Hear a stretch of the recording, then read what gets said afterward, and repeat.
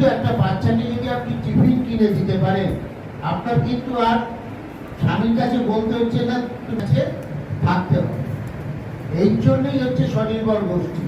সেটা আরো বৃহদাকারে হতে পারে যদি আপনারা সঠিকভাবে সেই টাকাটা ব্যবহার করতে পারেন।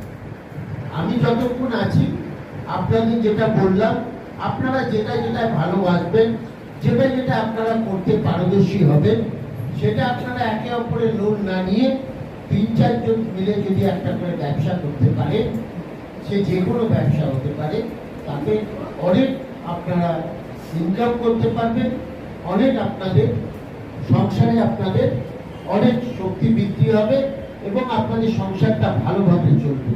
আপনারা জানছেন তো যে কেক তৈরি, উনি কেক তৈরি বিজনেস করেছে, এবার দেখিয়েছে আরো ব্যবসাটাকে বাড়ানোর জন্য সরকার তাকে 40,000 টাকা দিচ্ছে, আমাদের রাজ্য সরকার, মানে আমাদের মুখ্যমন্ত্রী। এটা আমি বলছি। আর আছে দীপালি ঘোষাল, উনি আসতে পারেননি। দীপালি ঘোষাল মনে হয় সকালে আমার সাথে দেখা হয়েছে, ওনার দিদি মারা গেছে। হ্যাঁ, আমাকে বলেছে। যাই হোক, 4 জন পেয়েছে, আরো অনেকে পাবে, সেগুলো পেন্ডিং আছে। আমাদের এখান থেকে মোটমাট 10 জন পাওয়ার কথা, 40,000 টাকা করে।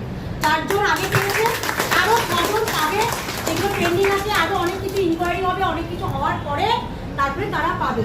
তাই আমি বলছি, সবাই ভালোভাবে গ্রুপ চালাও, গ্রুপে ঠিক মতন মিটিং করো, ঠিক মতন খাতাপত্র লেখালেখি করো।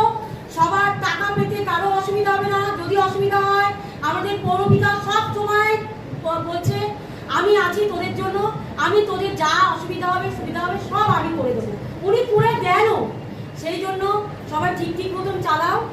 আর এই গ্রুপের যে কমিটি মেম্বার তৈরি করবে আমাদের পৌর বিকাশ, সেটাই ওনার যা সিদ্ধান্ত সেটাই শেষ সিদ্ধান্ত বলে আমি শেষ করছি।